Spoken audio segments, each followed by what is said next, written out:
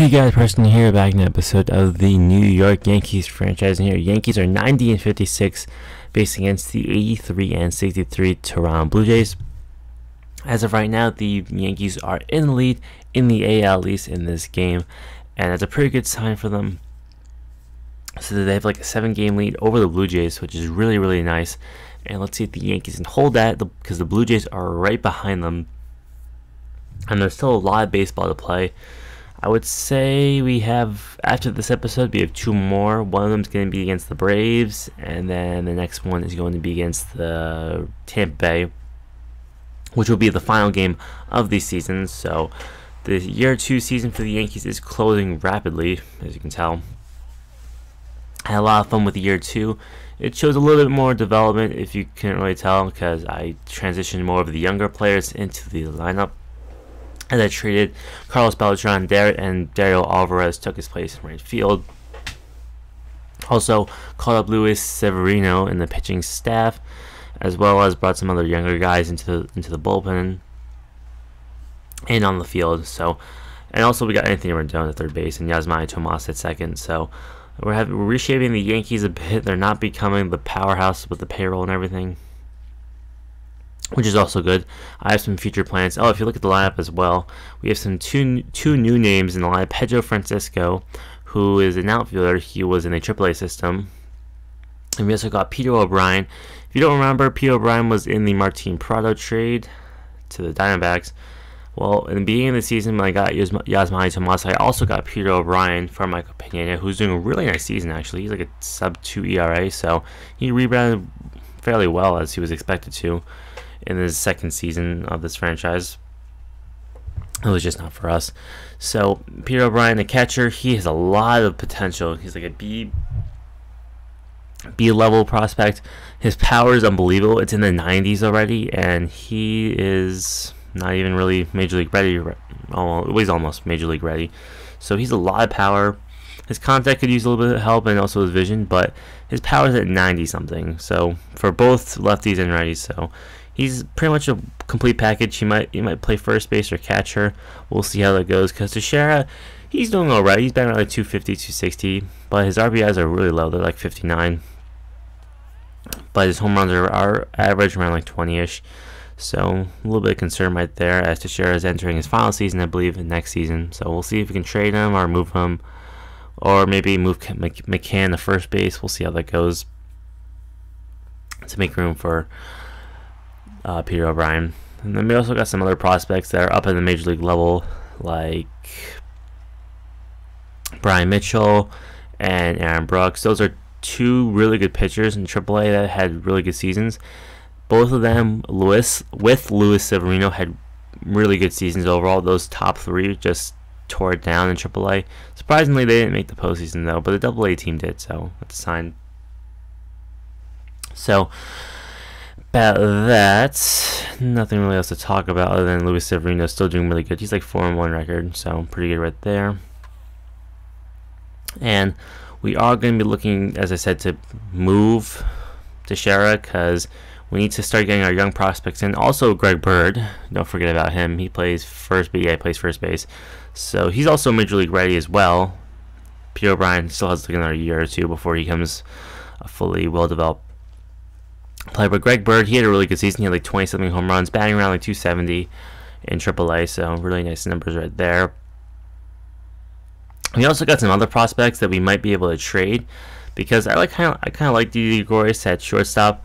But we also have another one named Brian Fisher and Jim Jackson. If you don't remember, those are the players that we got in the free agency in the last offseason. Because instead of getting big level prospects, the Yankees decided to go for low level prospects that weren't really proven but had a lot of potential. And I think it's benefiting the Yankees, because their farm system is now really, really good. They got a couple of it, not really a couple, just 1 or 2 A-level prospects, and one's AA and one's in AAA.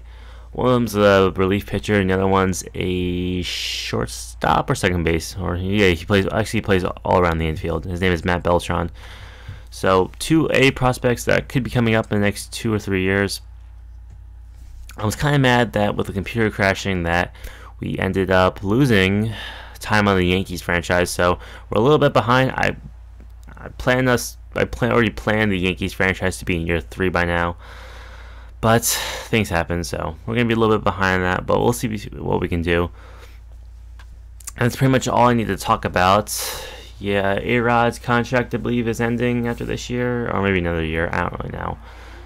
But we'll try to move him away, because I kind of want to bring up Greg Bird and or Peter O'Brien, and maybe another prospect. We'll see how that goes right there. As David Carpenter having a really nice comeback season, as you can see, on our 2 ERA, 70 innings pitched, only 11 walks, so he's having a really nice comeback season. We have a 3-1 lead, so we really need to hold this right here, because every game counts, as there's 2 errors in the outfield right there by Ellsbury and Pedro Francisco. So the Yankees need to win every single game they can in order to hang on to their lead, because in real life, the Yankees can't seem to win any games. At the time I'm recording this, the Yankees just lost 2 in a doubleheader. So Justin Wilson, he's now entering the game. He's had an awful season.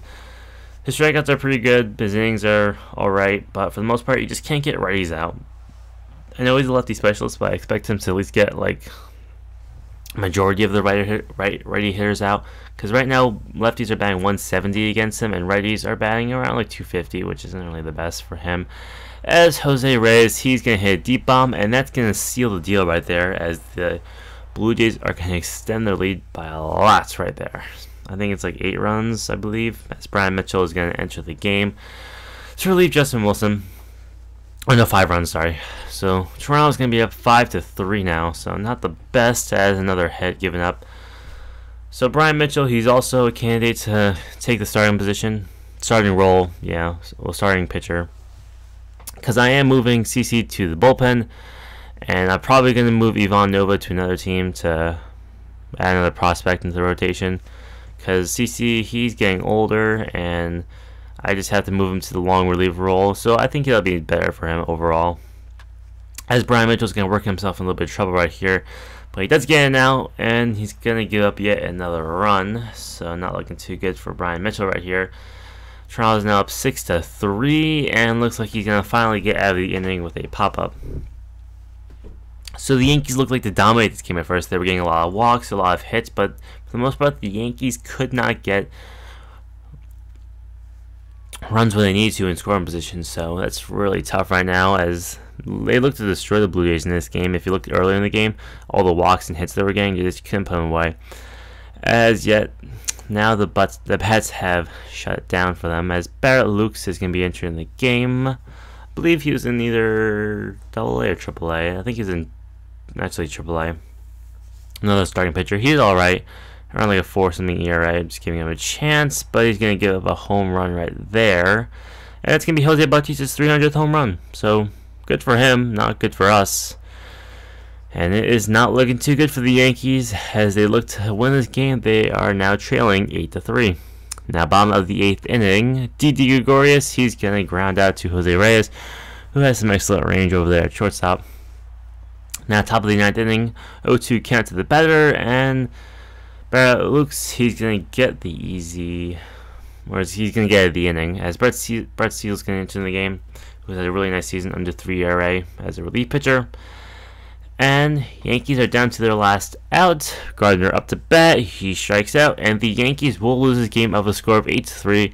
They pretty much had this game in the bag. They had their bullpen up. They had Carpenter, Wilson, Miller, and Betances all set up, but for some reason the bullpen cannot get the job done. So if you guys like the video, subscribe, like, comment, all of that kind of stuff. If you want more videos on the New York Yankees franchise, and comment below.